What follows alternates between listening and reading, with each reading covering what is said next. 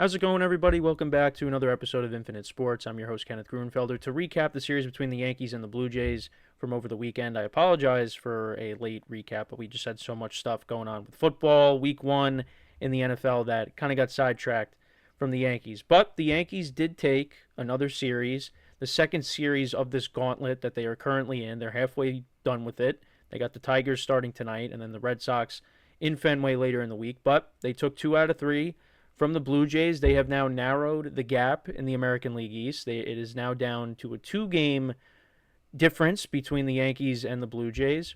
And the Yankees took care of business. Now, this series did not get off to a good start because starting on Friday, the Yankees were sleepwalking. I mean, they came in late from their series against Houston, and you could tell that kind of lingered into this series against the Blue Jays. Now, you don't want to make excuses, but that is something to, take into account. But the Blue Jays, I mean, they did a very good job against Cam Schlittler because Cam Schlittler got the start for the Yankees, and he got 2 very quick outs to start off the game. Well, I shouldn't say 2 quick outs because George Springer, was battling, and then Schlittler finally got him out. But then all of a sudden, Vlad Guerrero Jr. gets on base, and then Bo Bichette gets a hit that, was hit softly, but, it rolled down the left field line, and Guerrero ends up scoring all the way from first base, and the Yankees were losing at that point. And then Schlittler just couldn't get anybody out, and the bases were loaded at one point. Blue Jays get a couple of runs on a base hit, so it was 3-0. Then it was 4-0 after the top of the second. Yankees ended up losing this game 7-1. And Ryan Yarbrough did a nice job because he had to come in very early in this game and give the Yankees length because Cam Schlittler basically came out of the game after 2 innings. He could not. He could not finish. He could not go deep into this game at all because the Blue Jays really drove up this guy's pitch count. I mean, he left the game in the second. Yeah, he left the game in the second inning, and he threw 66 pitches. I mean, he was at 40 pitches after the first inning.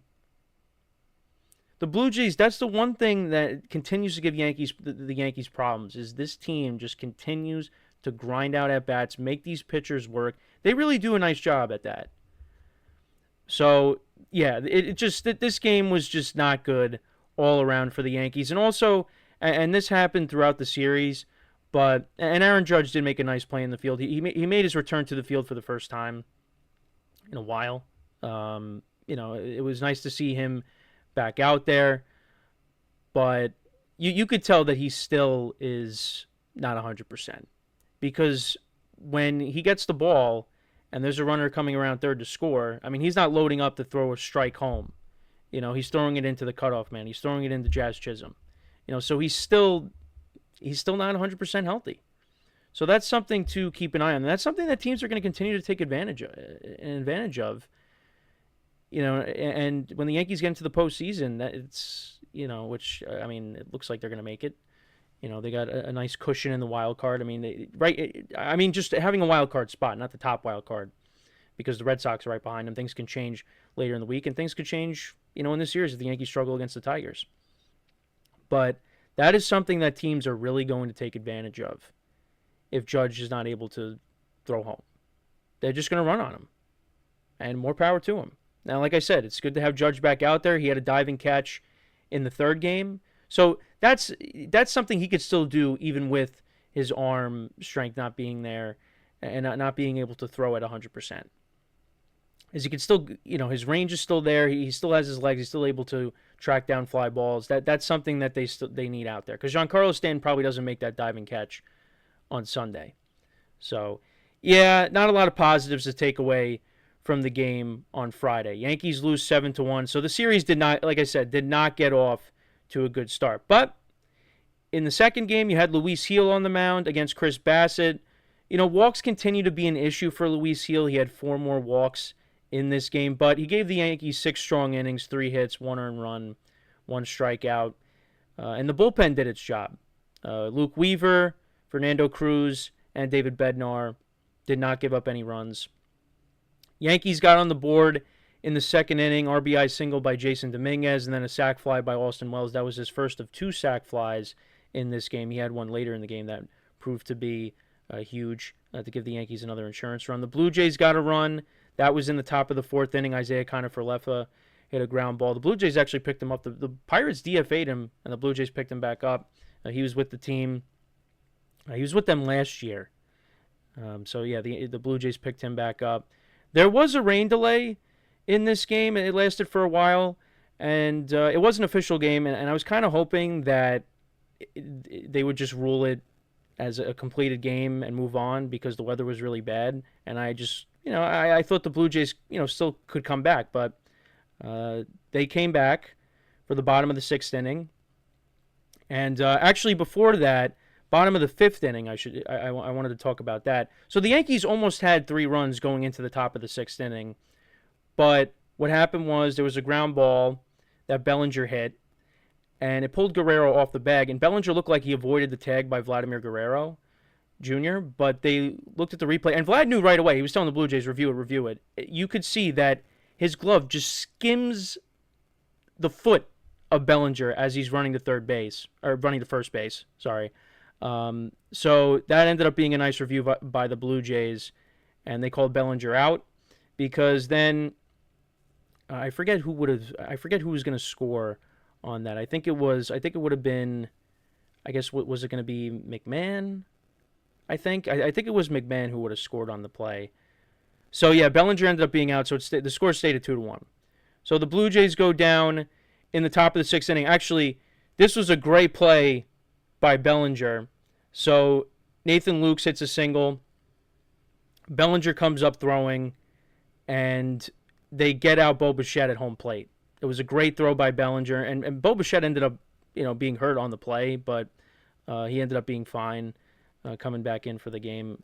And this was right before the rain delay. Forgot to mention that. That was a huge play in the game. So Cody Bellinger once again comes up big defensively, because this was the game. So Judge made his return to the field on Friday, and then immediately the next day he's DHing and Giancarlo Stanton is on the bench. But yeah, I mean, if Judge is out there, Judge is not getting Bichette out at home plate. I don't think he's coming up firing. So that was another great play by Bellinger. I mean, there are so many plays you could go back to this year with Bellinger in the field. I mean, how many times has he saved the Yankees, really? The Yankees have to bring this guy back. They have to. With Trent Grisham, it's a different story. I mean, I guess he really is playing himself into, they also got to bring him back, but Bellinger, I think, is a must because of the versatility that he brings to the team. You could put him everywhere in the outfield, and he could play first base. So, yeah, then there was the rain delay finally after that big play by Bellinger. But Jazz led off the inning, the bottom of the 6th inning with the single. He ended up getting caught stealing. So then Dominguez walks right after that. Anthony Volpe hits a double. Dominguez goes to third. And then that sets up another Austin Wells sac fly to make it 3-1. So then in the top of the 7th, Luke Weaver comes in, gives up a double to Kiner Falefa. He gets the next 2 batters. They put in Fernando Cruz to face George Springer because you got to remember Luke Weaver's had some problems with George Springer this year. They end up bringing out Fernando Cruz, who walks George Springer, but then he gets Addison Barger to ground out. Again, just love the energy that Fernando Cruz brings to the team. So then in the top of the 8th inning, Cruz, he gets, Vlad singles, but then he gets Bichette swinging. He gets Dolan Varsho to fly out. Bednar comes in. He throws a wild pitch, but then he gets Nathan Lukes to strike out. And Cruz, they show how pumped up he was after that. Yankees ended up going scoreless in the bottom of the 8th inning, and Bednar was able to close out the 9th. So the Yankees win that game 3-1. Then we go to Sunday. They honored CC Sabathia. My parents went to this game. They got the replica plaque, the replica Hall of Fame plaque, and it was nice. Andy Pettitte brought him out on the cart, and he spoke to the fans. They honored him before the game. His family was there. It was nice. It was really nice to see CC back at the stadium. And I saw a clip of him in the radio booth with Dave Sims and Susan Waldman, and like I said, talking about bringing back Bellinger, he was saying the same thing. Like, they have to bring back Bellinger because he is probably going to opt out. But CC, man, I mean, he was the definition of an ace, and he has said it constantly that he threw until his arm gave out. I mean, his last pitch he threw at Yankee Stadium, I mean, he had to leave with an injury. That was in the 2019 ALCS against the Astros, but the Yankees don't win the 2009 World Series without CC Sabathia. He was a home run signing. He pitched so many innings for this team, pitched in a lot of big games for this team. He came up big. He threw that complete game in the 2012 ALDS against the Orioles. I mean, he was a horse for this team. He's one of my favorite Yankees.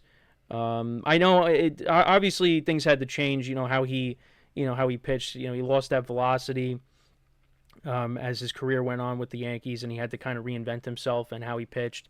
But in 2017, I mean, the Yankees just would not lose. They won like 12 straight starts of his, I think it was, in 2017. The Yankees just did not lose whenever he pitched. He played an important role on that team. He pitched game two. Well, game two they ended up losing to the then Indians, now Guardians, and then he pitched in the game five that the Yankees clinched. That was against Corey Kluber. But yeah, he was awesome. I mean, he was just an awesome pitcher. He was an awesome Yankee, and he always defended his teammates. He sacrificed that bonus that he would have had, just because he was protecting his teammates, and got thrown out of the game. I mean, he was a great Yankee. He really was, and happy that he's a Hall of Famer. He was a great, like I said, he was a great Yankee. He was a great player. He's a Hall of Fame player, yeah, no, it was nice that the Yankees did something for him prior to Sunday's game. But having said that, now getting to Sunday's game, so it was the battle of Maxes. Max Fried against Max Scherzer. And the Yankees the Yankees Max got the better of the Blue Jays Max, as the Yankees ended up winning 4-3. So Blue Jays go down quietly in the top of the first inning. Yankees get a couple of guys on base. Aaron Judge walks. Cody Bellinger gets a single. And then Ben Rice puts together a long at-bat against Scherzer, and he finally beats him. He hits a 3-run homer, his 23rd home run of the season, to give the Yankees a 3-0 lead. And then the Blue Jays, they started to chip away at that lead. Kiner Falefa, RBI single. Nathan Lukes, a sac fly to make it 3-2. Then in the top of the third inning, Anthony Volpe, another throwing error, which led to a run later in the inning. Vladimir Guerrero Jr. ends up hitting a double. That leads to George Springer scoring, and that leaves and actually Davis Schneider ends up being on third. So yeah, Max Fried was in a bit of a jam, second and third with nobody out, and he was able to get out of it. Gets Alejandro Kirk to ground out to Ben Rice. He checks back the runner. Then Volpe has a diving catch. And then he gets Ty France to ground out to Ryan McMahon. So that ends the inning. So that could have been a disaster of an inning for the Yankees, but they were able to get out of it.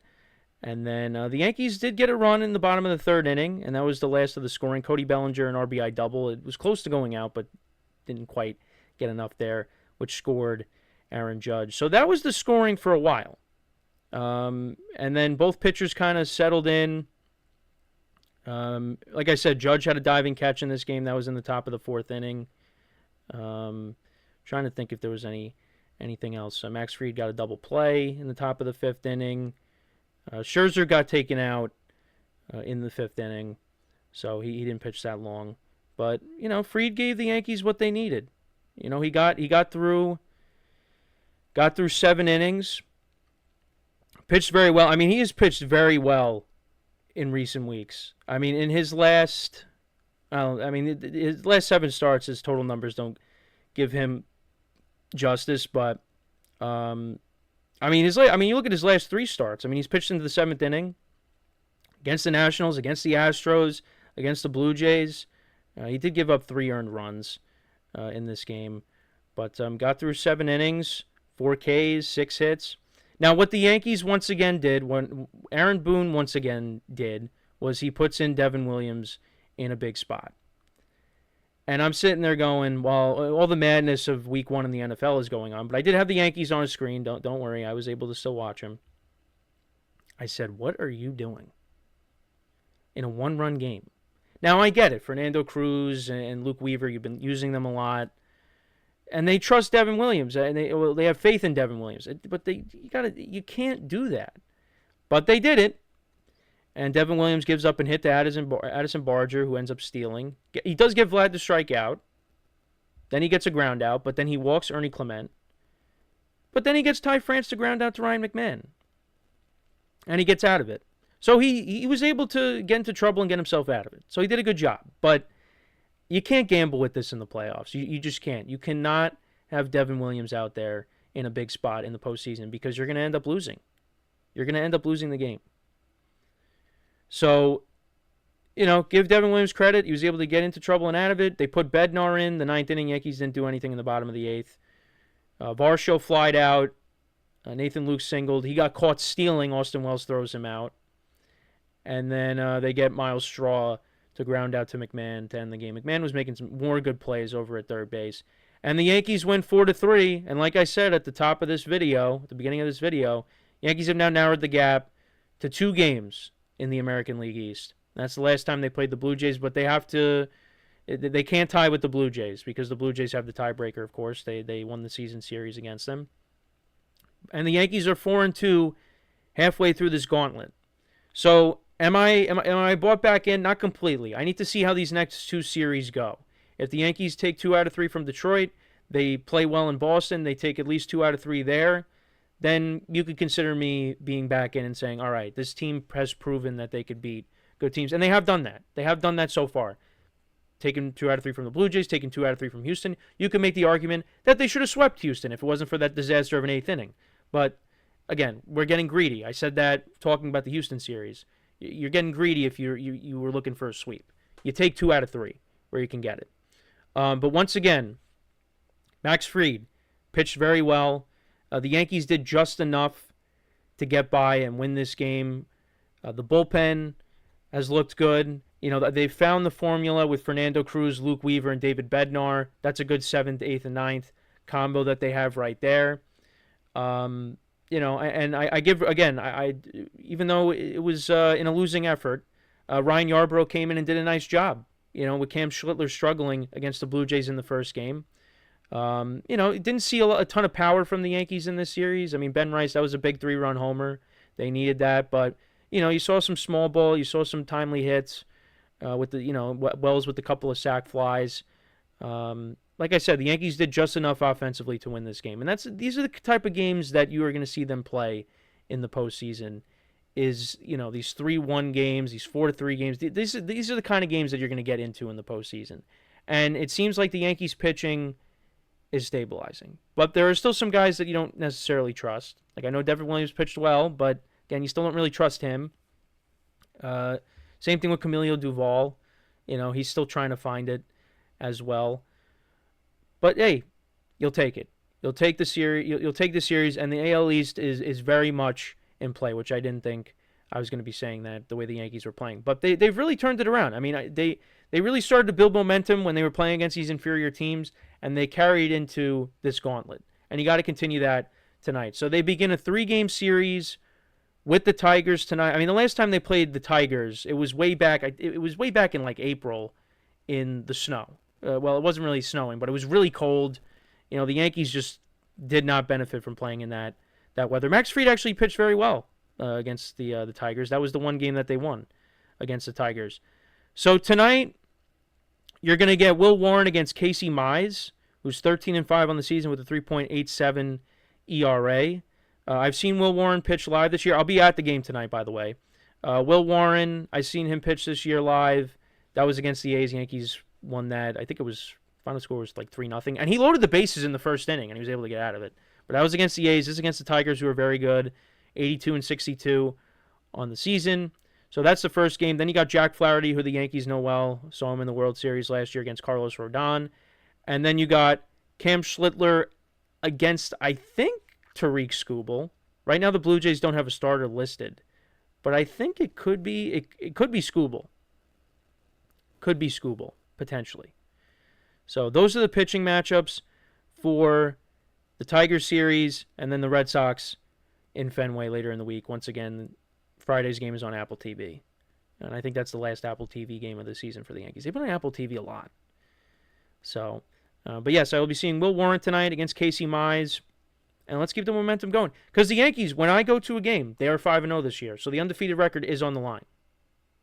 And this could potentially be my last game that I go to, unless I go to a postseason game, which there might not be that many this year, depending on what the Yankees do. So, but let me know what you guys think about this series for the Yankees. Also, actually, one more thing I wanted to bring up.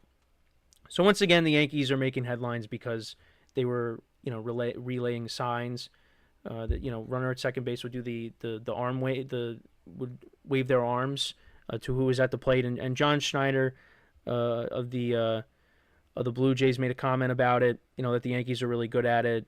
And he wasn't making it to like insinuate that the Yankees were cheating, because what they're doing is completely legal. I mean, they make it blatantly obvious when they do it. I mean, I wish they'd be a little less blatant with it, but it is what it is. But it was, obviously that's just ruffled some feathers of the fan base of the Yankees.